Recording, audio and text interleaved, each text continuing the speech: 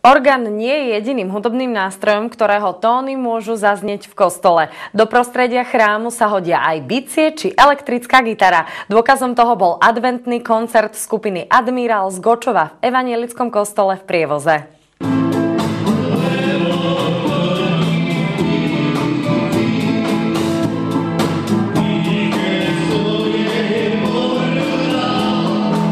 Tak toto bola len malá časť z koncertu skupiny Admirál z Gočova.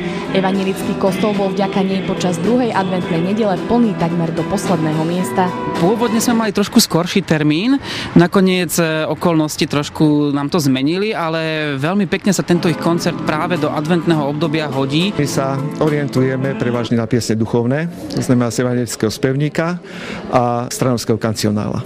Tie duchovné pesničky jednak svojím žánrom pôsobia na nás a samozrejme aj publikum je celkom priateľné, také duchovne naladené.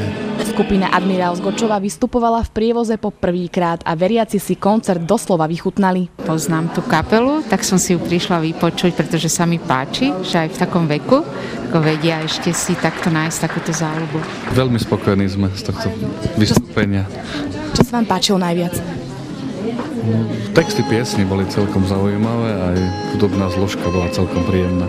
Všetky piesne, niektoré poznám, niektoré som si aj notila trošku s nimi, teda tak jemne podľa melódie. Po koncerte čakalo na veriacich aj malé prekvapenie v podobe tradičných pochutín z Gočova. U nás sa to hovorí berec a rožky, čiže pečivo, ktoré sa podáva na Vianoce, pečie sa na svadobné hostiny a samozrejme i na smutočné obrady. Pre televíziu Ružinov Mariana Šebová.